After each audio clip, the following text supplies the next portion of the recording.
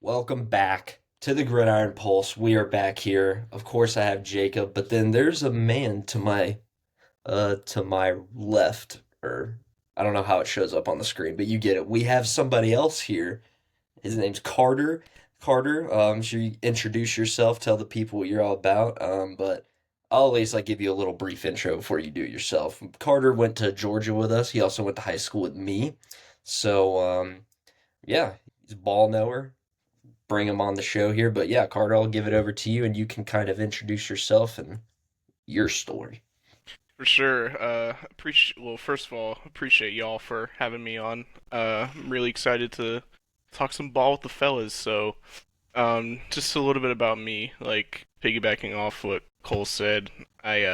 When I graduated from UGA with both Cole and Jacob same year, and then I went to the same high school as Cole.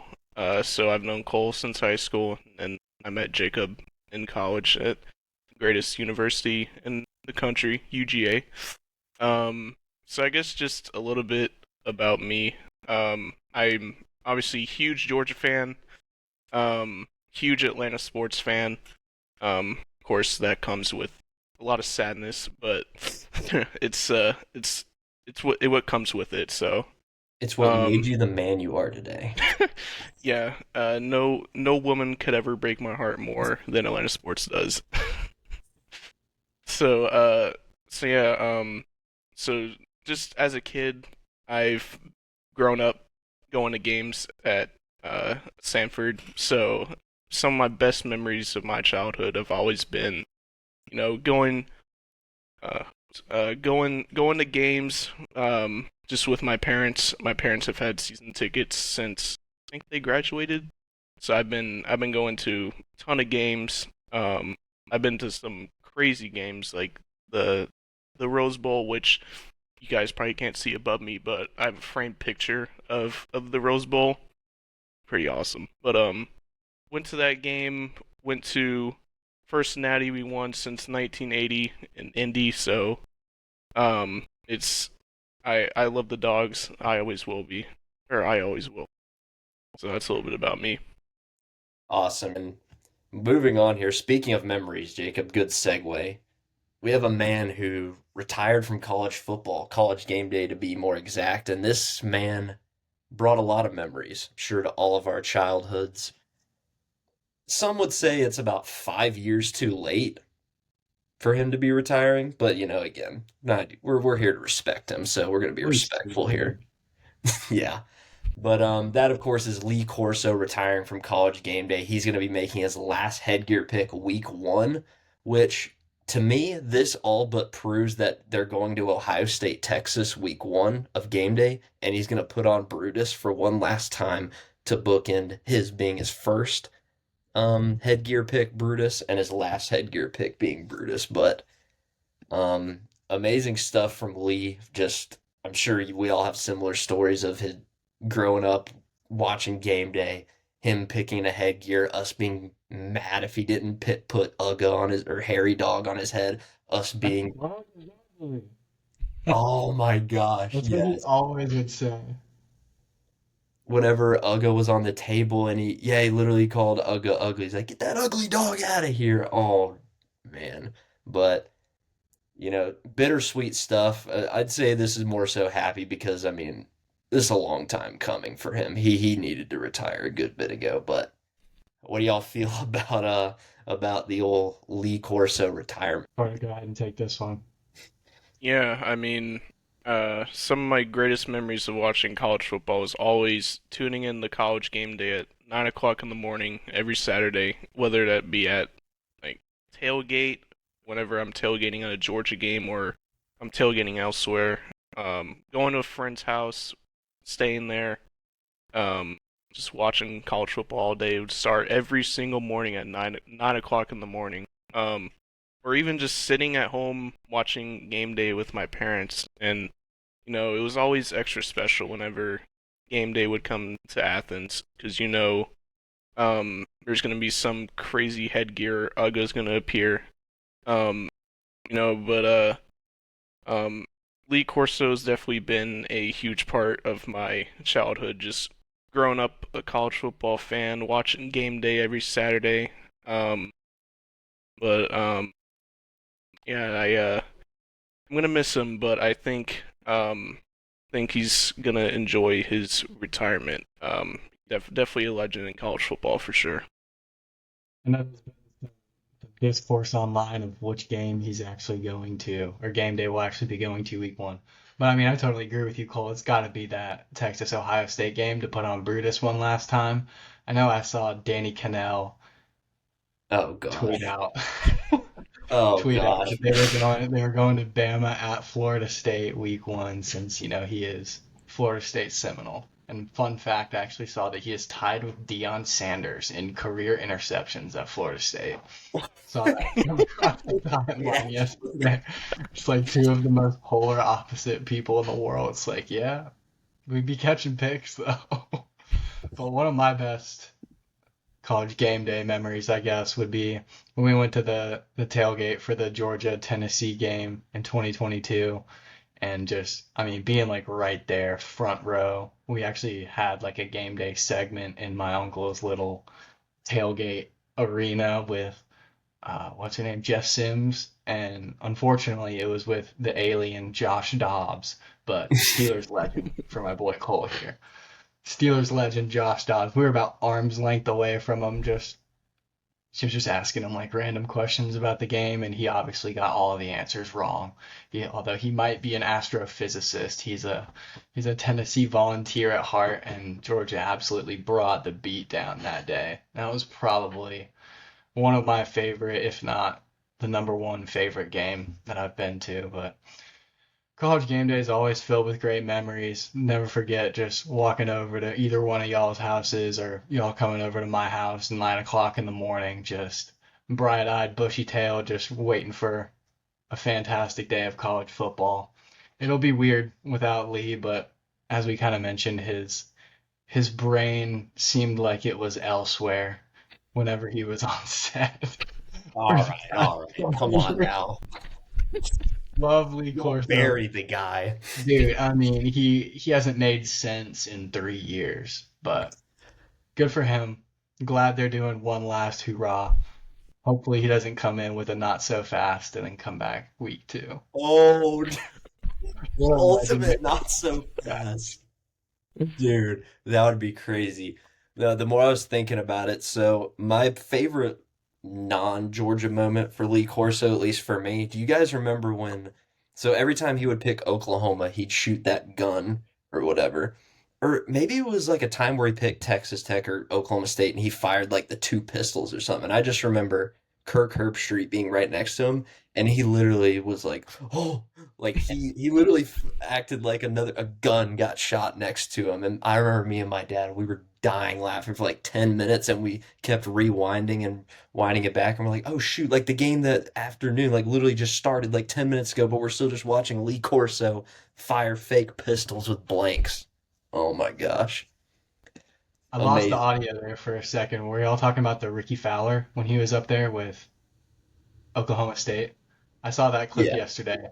Yeah, that was Yeah, yeah. hilarious. I think it might have been that, but yeah, I just remember like Kirk Herbstreit, like I said, just being right next to him and him being like, Yeah, oh. whenever there was guns involved, someone was always getting scared. That was pretty funny. I wouldn't trust him with a gun either. Luckily it fired blanks, but um Still. so I guess we can move to this next topic, but anytime you bring up the NCAA with anything, a collective just what now? But I think at least for this could be potentially good things coming down the pipeline. Of course, we all know about the House versus NCAA settlement, which could then open the floodgates for potentially a rev share model and then NIL caps and guardrails, which we have all been wanting. But I was listening to Josh Pate the other day, and he brought up a point that I thought was really interesting. He basically brought up how this settlement could then lead to certain NIL guidelines, and basically what they were. So so essentially what they are now is a player can come to a school, go to like a 30-minute autograph signing, and get $2.5 million, which yeah, technically you can mask that as an NIL deal, but we all know it's just pay for play. Like they're not fooling anybody. But you can't necessarily punish them because they are still technically abiding by the laws if there are any.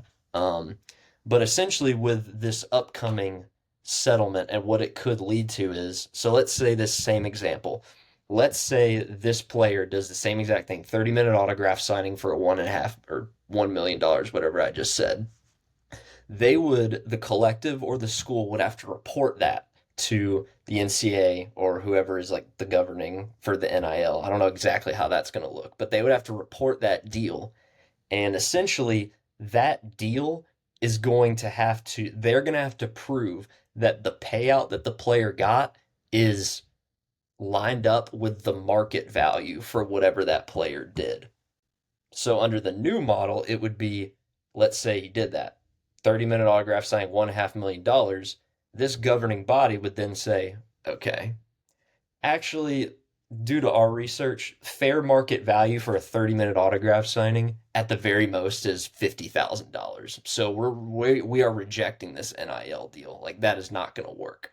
That would essentially what would be the guardrails for this new NIL, which could potentially come down. And I think this literally it makes it to where this is what NIL is supposed to be. It's supposed to be like benefiting off your name, image, and likeness commercially through brands and stuff, and not just under the table payments. Which I mean, I know we've had that for a while, but now it's just out of control. But wanted to get your guys' overall thoughts on that because I personally think that that is like that kind of not solves, but it at least helps this NIL crisis that we're in. Yeah, I agree with you on that one. One thing I have to add is I believe like at least like the company or organization that they have to submit it to, I believe that's Deloitte, like Yeah, the big four accounting firm. And I mean, if anything I know about them is they should have it on lock. Like they're very good at what they do, but that's who would I guess have to sanction like this is only worth like $50,000. But I definitely agree that's taking a step in the right direction and getting away from just like direct pay for play.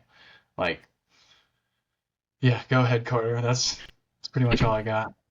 Yeah, I agree with both of y'all. I mean, it's obviously like what Cole said, it's not gonna obviously solve everything, but it's definitely a good step in the right direction. Because I mean now with NIL, players literally just go. I mean, they'll go in the transfer portal and they'll go to a school that'll literally just pay them the most money. Like, well, not a good instance, but I mean, with the whole Nico situation, I mean, he's wanting more money, but the, he transferred out, but now he's getting less money. So I mean, I don't know. I really do think that the pay for play is. I mean, I I'm not really a big fan of it, just because I think it kind of ruins college football. Because I mean, literally all players can do if they're not getting like money that they want, they could literally just go hit the portal. Um, and I think NIL should definitely be used more for promoting their name, image, or likeness to get their name out there, not specifically like, oh, like which school can pay me the most money, I'm gonna go there. So I definitely think that this um is gonna be a good step in the right direction. no, I'm glad you brought up the Nico stuff, Carter, because we were going to touch on that, and that is a prime example of what can backfire when you're just chasing NIL, which we know it's not NIL right now, it's just bag chasing. But let's say in this new model that comes up, Nico wouldn't have probably gone to Tennessee to begin with, honestly. Of course, like depending on rev share, if Tennessee like still allocated those funds in a rev share model, and I think, at least for me, when this rev share model does come out and players are essentially on contracts and yearly salary, I would like to see incentives where kind of like how companies do. If you're at a company for a certain amount of time longer, you get a pay increase. I want that to be a thing where, hey, if you stay at this school for 3 years, we are guaranteeing like a this much bump in your pay. You know what I mean? I think that would be because then that's going to decentivize people from just hopping around to other teams, like how we see certain guys where they post the on three graphic and he has five schools at the bottom and then it shows the arrow and it's like three schools, but then one of the schools he flip flop this, that, and the oh my gosh, dude, those graphics are the craziest things. Yeah. So for our viewers that we haven't really met them since we last talked about it, Nico has officially committed to UCLA, and he will be making significantly less money than what he would have made if he stayed at Tennessee. Nothing close to the 4 million, and honestly, nothing close to the 2.3 or 2.4 that he was slotted to make this year at Tennessee. We don't have exact numbers for the UCLA deal yet, but it looks like it's going to be anywhere between like 900,000 to like 1.5 mil. And if you know, California state tax and all of that kind of stuff is significantly higher than what it would have been at Tennessee. I actually don't think Tennessee has any state income tax, but California, he's gonna be making less than $1 million So, regardless. Jacob, I'm gonna stop you right here because I was looking up the Nico stuff on Twitter right now just to like see and make sure that this all was official.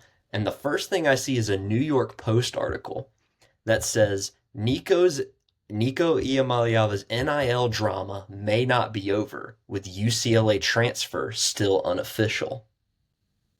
Yeah, that's why I said he committed there. He hasn't signed anything yet. Ain't nothing true till the pen hits the paper. Oh my, that reminds me too. Did you guys see that thing? So when someone says it just means more, and they're like, "What do you mean?" It's like show them this story, dude. This guy, a pastor from the state of Tennessee, was on a mission trip or something in South Africa. He gets into a crazy shootout. I don't know what happened, if there's like a gang or just like just crazy terrorists or something. He gets into a shootout. Guy gets rescued, and one of the first things he says when he's like brought back home, he's in the hospital or something or another, he basically is like, "So did Nico actually transfer or like was that fake?" Like, oh my gosh. Bro literally was getting shot at, and the only thing he could think about is if Nico actually transferred. This is why college football is great. Not only just the pageantry and the tradition, but the fans themselves. If anyone ever tells you that the SEC, like the Big Ten or someone cares about the football more, you show them this story and be like, "Hey, are you doing this?" I don't think so. The poster Insane. child for it just means more. Literally. Oh my gosh. Yeah, dude, I saw that story on Twitter. I was like, SEC fans are maniacs. It's hilarious. Oh my That's gosh. really all it boils down to. Just crazy for your team. And especially now that their money is involved. Like it's people like to talk down on the fans and stuff like that, but the fans are the ones paying for these players. It's just the fans that have made it big time and made a lot of money and turned it into boosters. Like hopefully we all do one day for the University of Georgia. Yeah. Oh, what was I gonna Speaking say? of UGA, you want to go ahead and transition over into the portal? Yeah, I was gonna say something, but I completely forgot. It was gonna be funny though, trust me. So, we can just go ahead and If move you on. remember it, we'll come back to you, Cole. Yeah. So we're going to go ahead and talk about these portal losses for UGA. Some would call them losses. Some would say they had to be done. Some would say There's addition by subtraction. some would say addition by But subtraction. some would, allegedly, like not none, some Allegedly. would say. Some would say. Allegedly. Yeah, so I mean, one of them kind of sucks for sure. That would be Branson Robinson, the running back hitting the portal due to injury. Had a really hard time finding the field other than his true freshman campaign and more importantly in the national championship game against TCU. He's been dealing with knee stuff. I know he tore his patellar tendon, which is why he missed that first whole season. And then last year he was dealing with a MCL, ACL.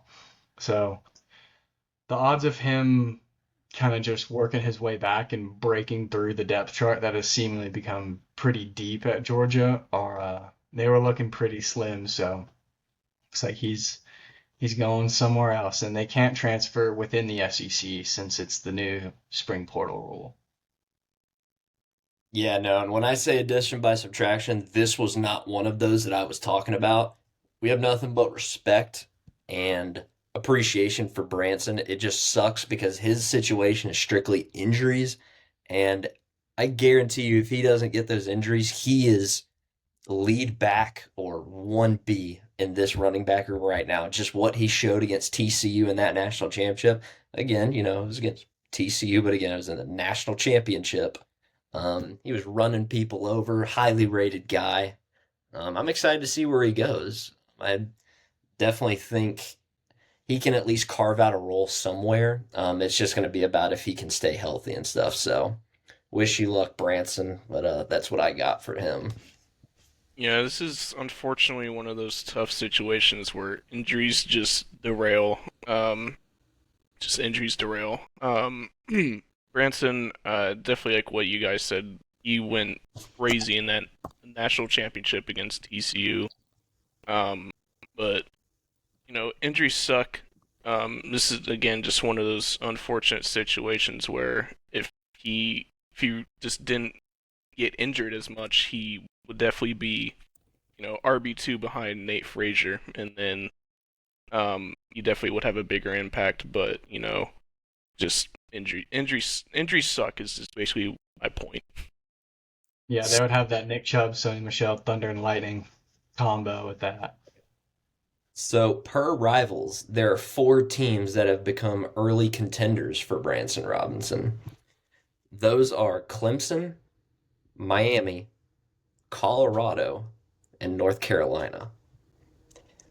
This I is didn't even on see. UGA Wire, and they reference Rivals as the source for that. So, I mean, any one of those teams, I'd love to see him get in there. Hey, maybe he goes to Miami with old Carson Beck. Maybe he gets I'd maybe love to see him go to Colorado so we would have no chance to have to play against him. Miami's hey, is getting torched right now by the transfer portal. I mean, they could use a guy. I mean, Yeah. but Colorado would be cool too. UNC's an interesting one. hmm I feel like that would be a cool way to start off the Bill Belichick era by getting a highly recruited running back to come to UNC. I mean, if he's used to Georgia and Kirby Smart, you have to think the transition to Belichick wouldn't be all too difficult. Yeah, for sure. hey, Jacob, what you said about Colorado is uncalled for, okay? Because that is an historic program who just retired two jerseys, okay? They are Yep. historical, and you know, A quarterback and a wide receiver who win a combined 12 and 11. I gotta, dude. I have a quick rant about this. When I oh saw my, this, dude, when I saw this, I was like, God, man, Colorado's just poverty's not really the word I'm looking for, but irrelevant before Dion came there. But I get why they're retiring Travis Hunter's number. I mean, dude's an absolute stud, won the Heisman. Shador Sanders, why, why, why? Like, I don't get it. I mean, sure, his last name's Sanders. That's literally the only reason why. I mean, might as well retire What Shiloh's happened to number too. Shiloh? Got to retire Shiloh too. wow. Yeah, I mean, I don't understand it like at all. I mean, cool. I mean, Shador led Colorado to an Alamo Bowl loss. I mean, I guess I guess that means just retiring a number. I don't get it. But I mean, Travis Hunter, like, I completely understand, but retiring Shador's number is definitely a Dion reasoning. Carter's first appearance, and he's just throwing haymakers at Colorado. Oh my, yeah, It's an easy one to throw haymakers at right now. yeah. It's definitely interesting with Shador because some would then say, well, then where's Cordell Stewart's retirement? I mean, because he's the most decorated Colorado quarterback ever, and He he didn't actually get his won. number. Yeah, exactly. So, definitely some interesting stuff there. Hey, but who knows? Maybe Colorado they get another 7-win season this year. I don't. You might be called a hater though if you say they're only win 7 games. I would be saying I'm like actually bolstering you guys up, but regardless, we move on and we're sticking on the Here's topic the of the Georgia. week one. Oh, wait, they play Georgia Tech week 1? Is it Georgia It's in Tech, Atlanta. in Atlanta? Oh, or I think it's in Boulder, but either way, Georgia Boulder. Tech by 1,000. Yeah, that's weird to say, but I agree with you. Yeah, We can I go ahead and go ahead and talk about this next group of transfer portal guys. We can kind of group oh, these together, who would those considering be, Jacob? Are they? the the two that essentially got kicked off the team for driving related incidences, Nitro Tuggle and Marquise Easley. Yeah, Nitro was caught going like 110 on the loop. If you know, in Athens, it's essentially like mini 285 around Atlanta. It's just a big circle around Athens. Yeah, he was going 105 in the old Challenger, 110, whatever it was. Got pulled over. And these are a group of guys that Kirby's essentially making an example out of. And then Marquise Easley, he's a redshirt freshman offensive lineman who had a pretty promising future, was probably closer in line to see the field than Nitro, just considering the depth of both the wide receiver and the offensive line rooms. Marquise Easley drove his car into an apartment complex. Do we know what complex that was? No, I don't. Okay. There was one that was kind of like the summit where we lived at, though. It was like individual houses, not like he didn't drive it into like a giant building like the flats. Man. Yeah, it just sucks with this. Like, it's just, young guys making poor decisions. It's going to be up to them, how they're defined. If they can, you know, find a home and kind of make all the right decisions and kind of make a name for themselves somewhere else. Rooting for them, hope they do it, but it just sucks. Obviously, Georgia, we are not strangers to driving related instances, unfortunately.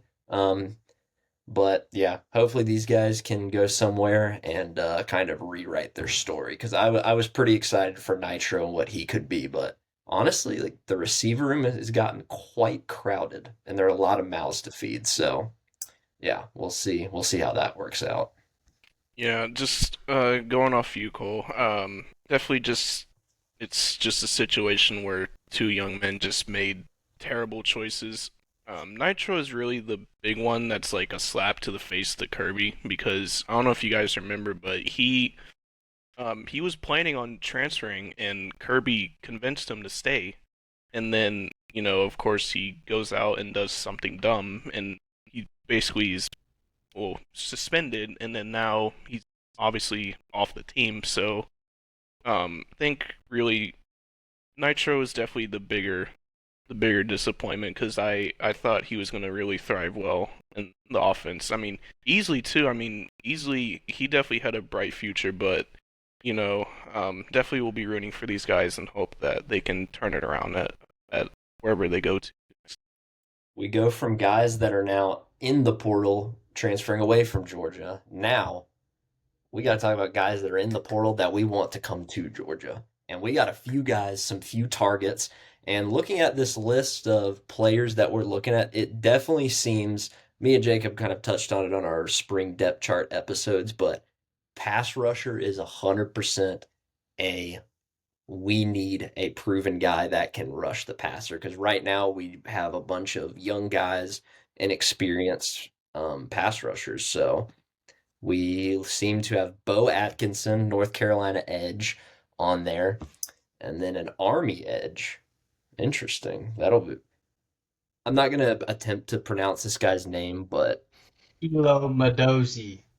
Elo Medoza. See, I knew whenever Jacob got the Nnamdi Ogboko very first off the rip that he could be trusted with this type of stuff. And Yeah, we then, can go ahead and touch on these two together yeah, since they are both edge. Um, Although both kind of different types of edge rushers. Bo Atkinson is more of your traditional like defensive end, built more similarly to Michael Williams rather than a Jalen Walker. So he's like 6'6", 260. He's like stand up defensive end, big body, huge, very strong. He had six and a half sacks his last season at North Carolina, I do believe. And then Elo Madozi, the Army edge, he would fit more of that jack linebacker, kind of like that stand up, strictly pass rusher role. more similarly to a Jalen Walker than a Michael Williams, and he also does have experience at Army playing off the ball, so that more inside linebacker, more of like a Nakobe Dean type role.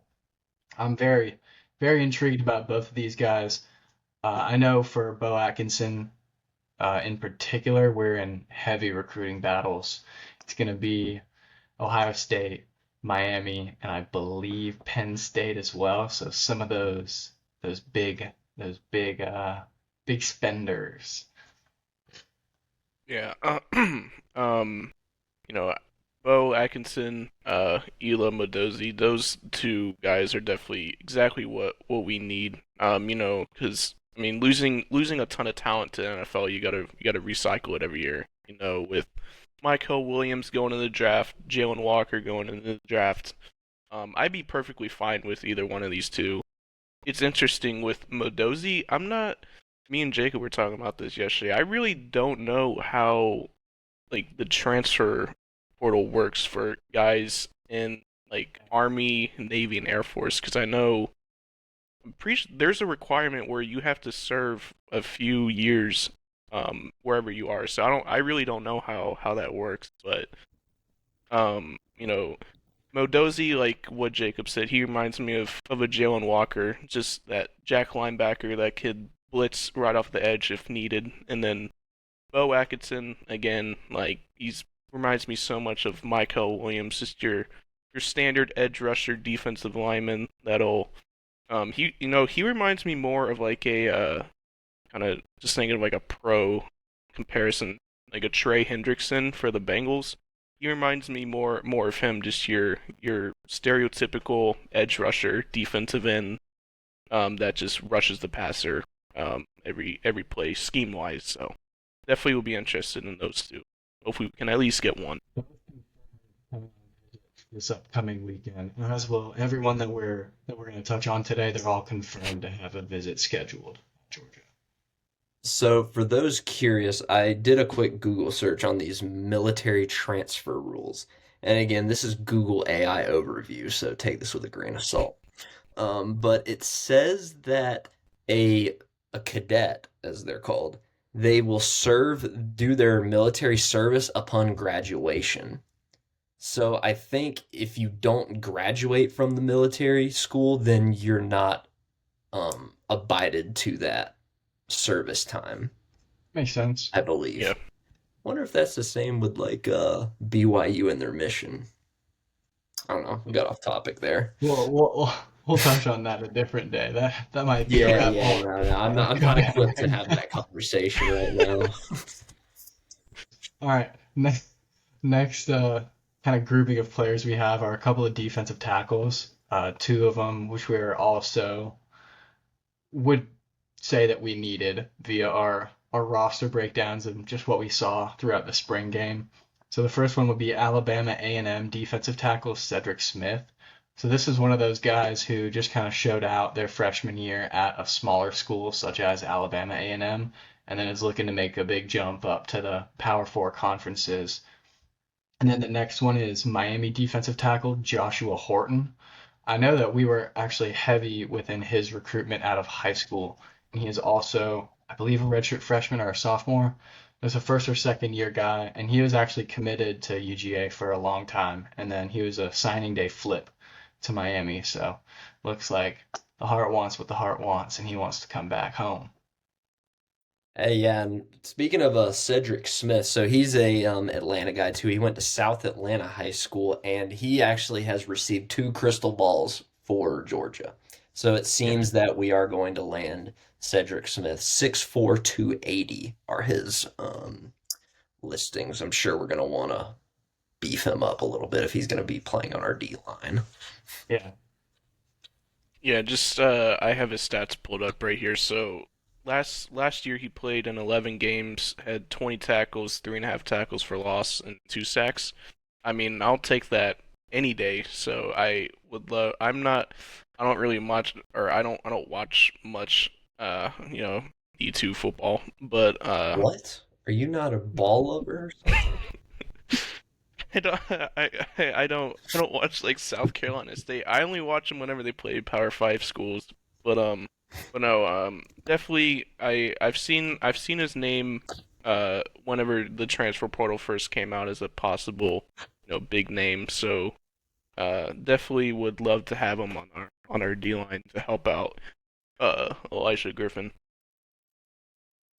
Yeah, that'd be a nice addition. And then it seems last guy on this list that we have did you still want to touch a little bit on the D tackle, or you want to talk about this Illinois running back? Yep, next guy on the list is going to be Josh McCray. He's a running back for Illinois last year. I believe he's an older guy, so he's got some experience under his belt. What we're really looking for in this guy is someone to pair nicely with Nate Frazier in the backfield, like we said earlier, kind of that thunder and lightning combo, with Nate Frazier obviously being the lightning. Josh McCray is 6'1", 230 pounds, and he started at Illinois last year. Big body running back. He tore up South Carolina in their bowl game. He rushed for 114 yards and 2 touchdowns, I believe. So he's got that experience playing against strong Power 4 competition within the Big Ten and then a couple SEC teams as well. I'd be really excited about this one if we land him. Some say Josh McCray was actually the instigator of the famous Shane Beamer point across the sideline incident. That Some was a people, fun not me, incident. that's just allegedly, but um, no, yeah, like you said, that Thunder and Lightning 6'1", 240 is his 230, 240, wherever you want to say. I mean, that kind of fills that, Branson role that he Yeah, left behind. You know what I mean? Of course, Rob, we see him being that, but again, we just don't know with his health and stuff. So, no, most definitely a guy that you want to get on the goal line, um, and just overall be a bruiser. We can give it to him when we need a 3rd and 1 to move the change with like 2 minutes left in the game. So, no, yeah, for sure. Definitely interested to see because he is a grad student, so he's a little bit older. So this would just kind of be a 1 year rental piece. Yeah, last year, he had 600 yards, 10 TDs. I mean, I'll again for RB2 that would be amazing because Cash Jones is more used as a receiver back. So definitely would be awesome to land Josh McCray as that bruiser alongside Nate Frazier. So yeah, it's fun. It's funny that you mentioned the Shane Beamer pointer. I completely forgot about that until you brought it up. I remember watching that game. That was hilarious. But but yeah, definitely. Is he crystal balled anywhere yet, or did he just enter the portal?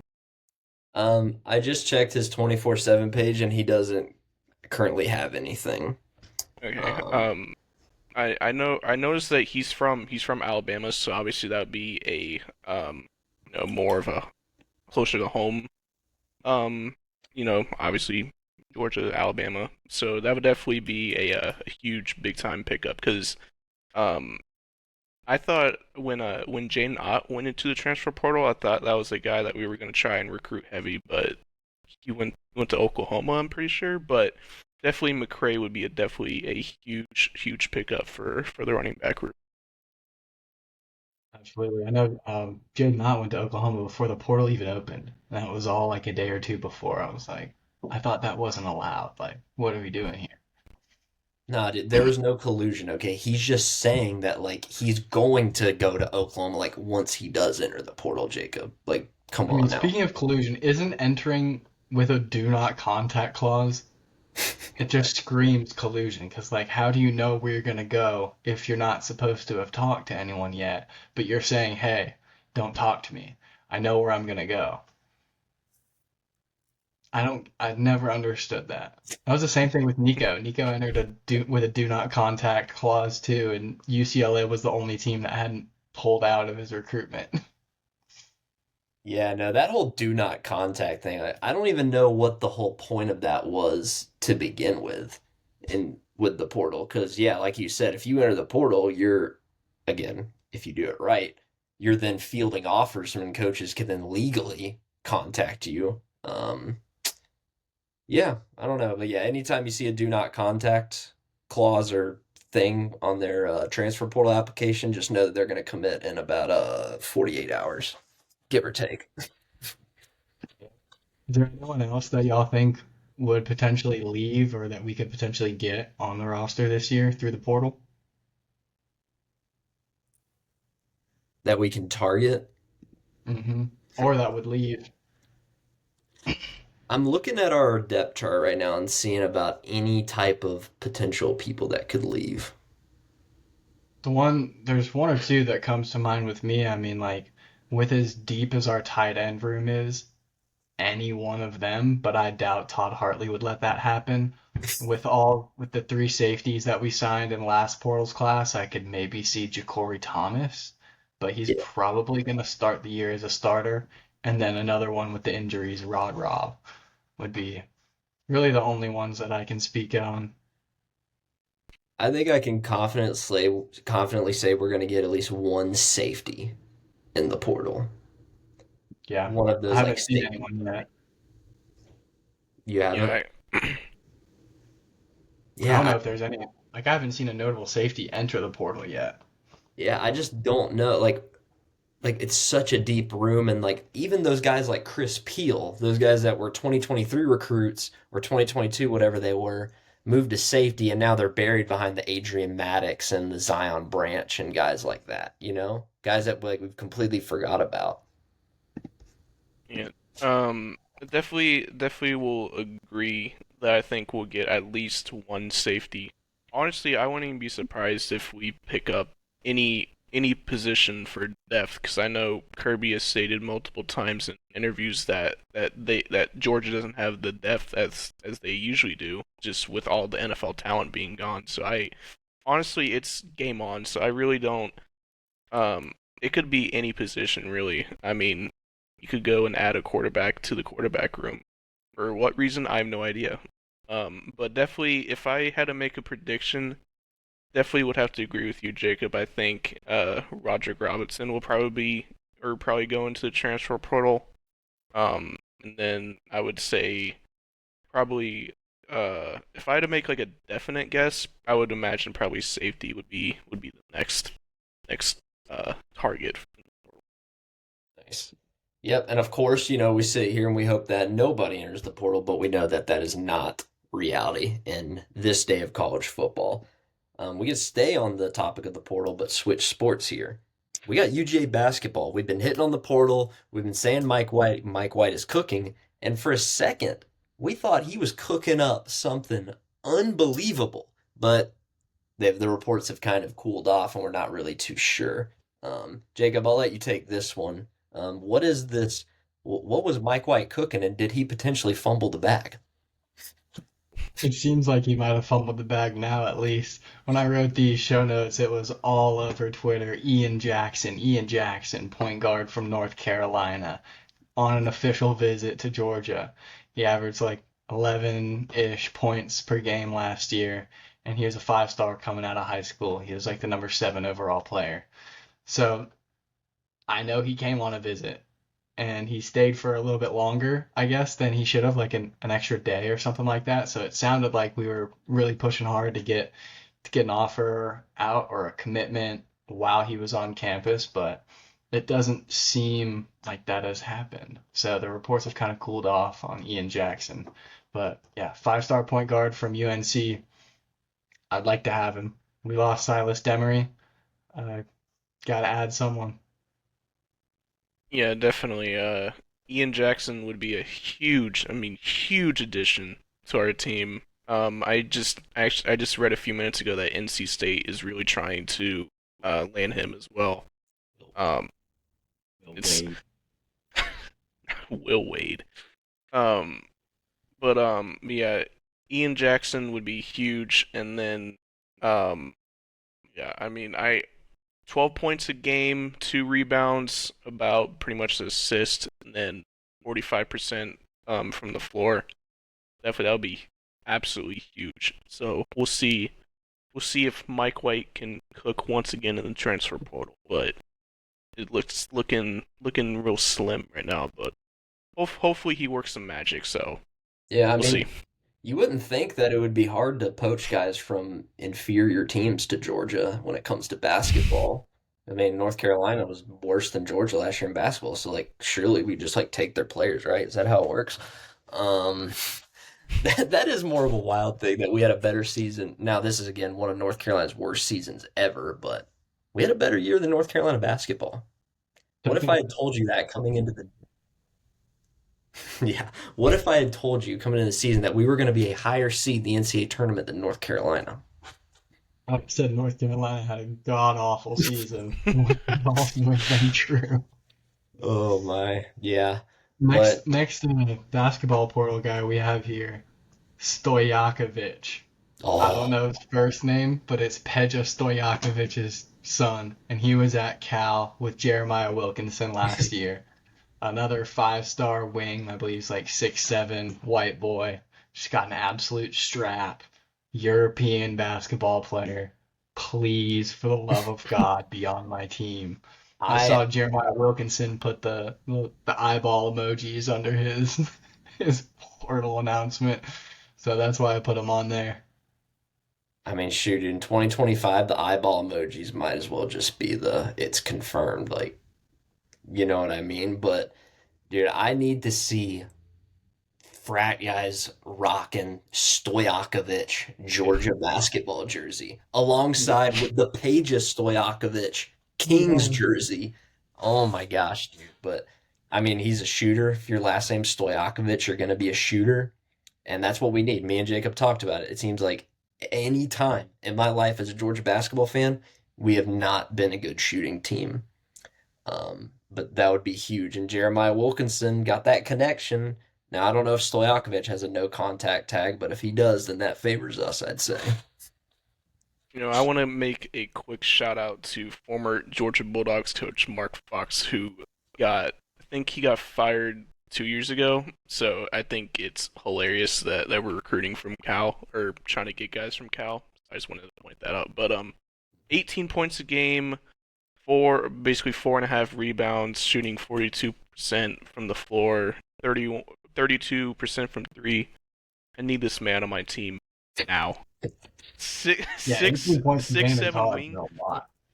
6'7" wing. Get some more height on this team. Definitely a big strength for us last year was height. Because ever since I've been a Georgia basketball fan, I cannot remember for the life of me one time that Georgia had height. They would get dominated by all these height teams. Whenever before last year, so definitely would not hurt to add some more height to this team with Surreal, Dylan James, to help spread the floor a little bit. So definitely, I want to be able to rock a Stojakovic Georgia jersey. So Yeah.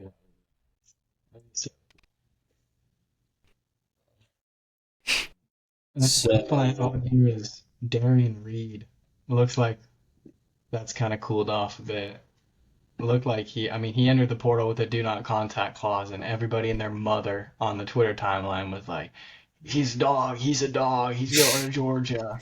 And then literally that one night, we haven't heard anything since then. So he was one that we talked about in our previous episode that has also kind of cooled off. yeah. But yeah, so we will continue to update on UJ Portal news, and maybe one of these days we'll actually get another commitment. But yeah, no, we'll keep an eye on that. This next topic, you guys are more equipped to talk about it than I am, being Falcons fans. Um, sadly, says on here Falcons Jalen Ramsey. Now, I'm assuming that means that Jalen Ramsey signed with the Falcons. Have not been on the timeline much, or is that just like a rumor that he's going there potentially, like negotiating? Yeah, we have been linked to Jalen Ramsey with the connections that he's had with Raheem Morris in the past when he was a defensive coordinator out in LA for the Rams. I've seen countless Jalen Ramsey interviews where he's just like praising Raheem Morris, just about like how smart he is and how he's still learning stuff in like year 8, 9, 10 from Raheem Morris and how cool of a person he is. So, I mean, as long as the price matches and he's not going to be overwhelmingly expensive or cost us a bunch of draft picks that we don't have, uh, that'd be great. Go get him. I think yeah. the My bad, Carter. I just need to say Oh, this is important. I think there needs to be something in his contract that forbids him to wear those long sleeves on his jersey that he's been rocking recently. I don't know what Jalen Ramsey's been doing with his gear and his drip lately, but I'm not an expert, but it's not it. Um, yeah, just had to point that out. Yeah, definitely been seeing the rumor mill on Twitter with the Falcons being the odds favorite to land Ramsey in a trade.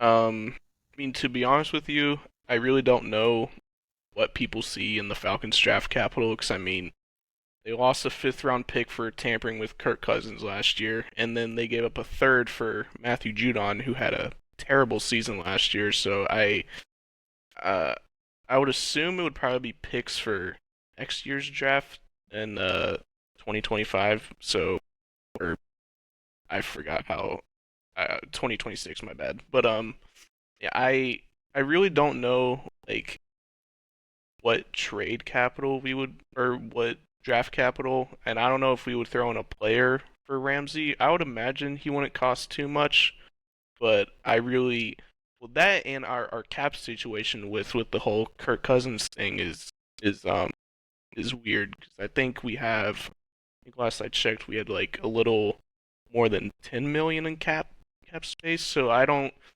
know how they'll be able to afford his contract. I would assume just by restructuring some players.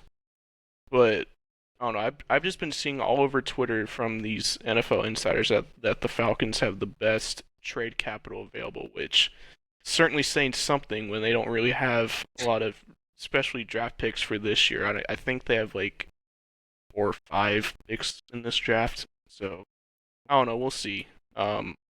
We'll And give him then D. Alford for Jalen Ramsey, actually and no, Miami pays the contract too. actually no. D. Alfred actually re-signed with the Falcons a few days ago. So Yeah, so we can ship him out to Miami, trade him for Jalen Ramsey. please, please, please get that man off my team. He It's so bad. Cole, I know I was at your house for the Falcons versus Vikings game. That was the one where he got spun around like a top by Justin Jefferson. Why he was covering Justin Jefferson to begin with, I have no idea. Well, yeah, I do. It's because we're a bad team. But he got spun around like a top and then juked out over and over again. I mean, it just looked like the most unathletic football play that you've ever seen in your life. J Jaden Daniels absolutely ripped that man apart in Oh overtime yeah. when we played them. I think literally I think every single pass went to D offer and he got burnt every single time.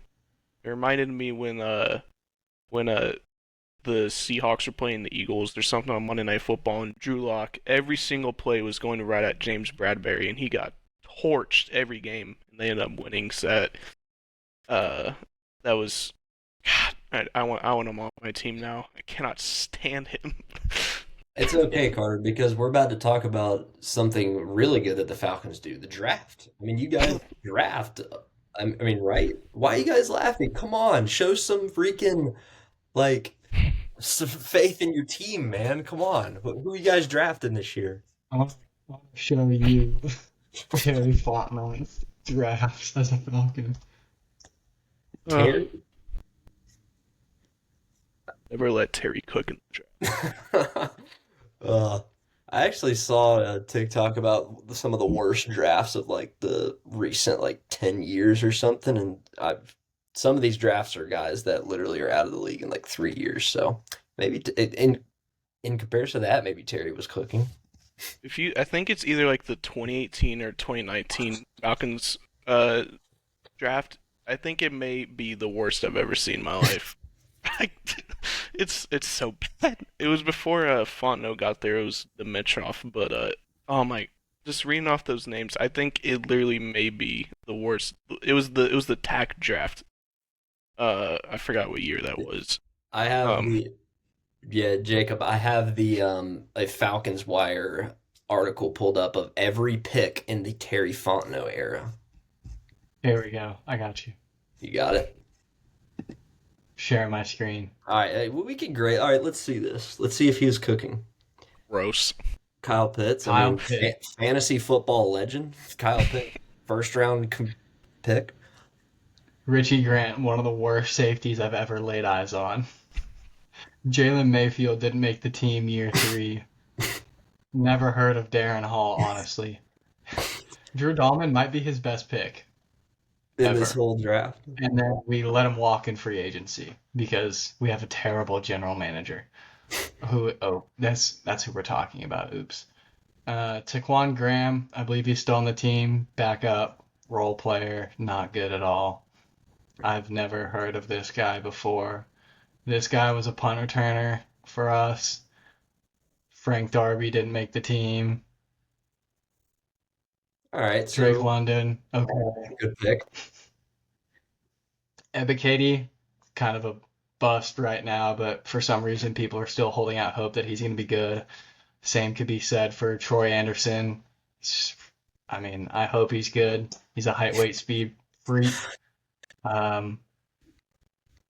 You who shall Next. not be named. D'Angelo Malone. Made the team for like 1 year, no longer on the team. Tyler Algier, honestly Good not a pick. bad pick. We low-key be cooking with the fifth rounders. Was Drew Dahlman? Yeah. He was a fourth. Justin Schaefer didn't make it out of rookie minicamp. He didn't make the initial 53-man roster his first year. And this was the one where Jamari Sawyer was still on the board. He was a Oh, round 6 pick for the Chargers, and he's been a 3-year starter. John Fitzpatrick, actually still on the team, believe it or not, as like the 4th or 5th tight end. Shout out John Fitzpatrick. yeah, Shout shout out out. John Fitzpatrick. Bijan, okay, didn't think we needed a running back. Matthew Bergeron, okay pick, I guess, maybe. Zach Harrison, whatever. Clark Phillips could be good this year, whatever. DeMarco Hellams is the reason why we have safety problems right now. I've never heard of this guy before in my life. All right, all right. Michael No, Penix didn't need a quarterback. We traded everything that we possibly could have had this year. Scooby-Doo. He played in like 4 games last year. He was terrible. Braylon Trice didn't play a game last year, got hurt. Same can be said for Brandon Dorless. Didn't play in a game last year, got hurt.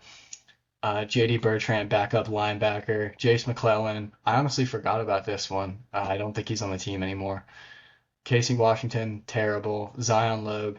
This is just to make Georgia fans shut up saying we don't draft Georgia players, but when in reality we just draft the bad ones in the 6th or 7th round. I want to make a Yeah, comment about the go ahead. last year's I just draft. wanted to run through all of them really quickly and stop sharing the screen. But yeah, I've never gotten so mad at one pick. When we picked Rook, I was screaming for Cooper DeJean. I was like, I've never gotten so angry. And dude played what, like 3 games and got hurt. It's like, of course, yep. like put me as GM. Like I'll draft a bunch of studs. put me as This panel GM. right here, us three as GM would work absolute wonders, dude. All right. God, This is the great thing about having a podcast is because you can chronicle your takes. So we're sitting here right here at okay. So when is so draft is next week or something like that. next Thursday. What do you got? Who do you guys want the Falcons to draft? And we're gonna be able to look back on this and see if they're good. We're gonna be like, you're no better than Terry. Michael Williams. All right. Please. Any edge rusher. Doesn't matter You if guys got if Rook. don't say The that name. interior defensive line, Sorry. but Sorry. No, but Christ, we don't even know what he is because he didn't play for us last year because he got hurt in training camp. nah, man, we signed 40-year-old Leonard Floyd in the offseason. Hey, Yeah. respect Leonard Floyd. I do. Dude's a baller, That's but just he's it's old. almost another slight at Georgia fans. Just like, all right, here you go, shut up. Yeah, definitely for me, I already know it's not going to be the pick because, you just never know with the Falcons on draft night, but please, for the life of me, draft an edge rusher. Literally, our best edge rusher has been John Abraham, who last played in, 2010. Yeah. So, I mean, it could be anywhere from Michael Williams, Jalen Walker, Mike Green, Shamar Stewart, um, dude from Boston College. I don't know how to pronounce his name, but please, just for the life of me, draft an edge rusher. Don't piss me off on day one of the draft again. Please. All that for Terry to pick Don't get your hopes Ashton up. Genty. Yeah, it's never Great route for Ashton Genty. it's never too late to draft Bijan's replacement. So Exactly. Running backs have a short shelf life. It's about building for the future. If you guys don't know that, gosh, let Terry cook. Come on. What about you, Cole? Who do you think the Steelers are going to Ooh, get? Pick man. 21. 21, that's going to be tough because as a Steelers fan, like I said, it sucks because we're never going to be bad enough to get a top 10 pick, but we're never going to be good enough, at least under this, to win a Super Bowl. I've said for a while, I think Jackson Dart for me is at least the pick. I would love that, but if not Jackson Dart, then hmm, probably like O line then, like an O lineman of some kind. I don't know who the late round O linemen are. Um, but yeah, and then always, what else do we? Maybe like a D lineman or something. I'll J- dive when we're talking about the draft coming up. Whenever we do our episode next week, I'll definitely have a more um concrete list of who I want because I'll dive into it. Maybe you'll have an Aaron Rodgers decision by then. Who knows? I mean, Aaron Rodgers, I'm committed to nothing, attached to nothing. Whatever he said. What was the phrasing that he said? Open to I everything, attached to nothing, I think, something like that. But yeah, he went on Pat McAfee the other day and just said a whole bunch of nothing. Bunch of mumbo jumbo nothingness. It's so Bro just funny. yapping. Just sitting there yapping, dude, just like we are. Jalen Milrow, the most obvious Pittsburgh Steeler of all time. Oh my, Oh, yeah. I mean, we probably are, I dude. am To be honest, I've calling seen love so much. that. Yeah. I mean, I don't Oh, know. I'll get into it another time. I No, I don't honestly, think taking Dart at 21 if he's there, and then having him learn behind Aaron Rodgers for a year or two would not be terrible. that. Yeah, that's what I It said seems from like the best beginning. I case. want. Like ideally, that's what happens. Yeah. I think all the reports are, well, I mean, draft buzz is draft buzz, so I mean, you could take it however you want. It's really all talk until the actual draft, but they're saying that either Shador or Dart is going to go to, or is projected to go to New Orleans, so that should be interesting or at 9? Yeah, I think 9. Yeah, so that should be interesting because with all the Derek Carr injury news, where he's gonna have to get a procedure on his shoulder that could take him out, and they already saw who Spencer Rattler is. I mean, we all knew who he was, but it was funny to see the Saints figure that one out for themselves. Yeah, that was pretty funny. Throw All right, back boys, to well, we've ran through all of our topics for today. Want to go ahead and close it out? Yeah, I think that is good to do. We hit a lot, but all good things. Um, So we want to thank Carter for joining us on his first appearance. It won't be his last in the Gridiron Pulse. And go ahead and like, comment, subscribe, everything on the video. We're going to link our socials as well. Got the Gridiron Pulse, TikTok, Instagram, and Twitter up, obviously. And that's going to do it for what I believe, what is this, episode 5? We made it 5 five. episodes, guys. Congratulations. Wow, All right, unreal we'll stuff. see y'all later.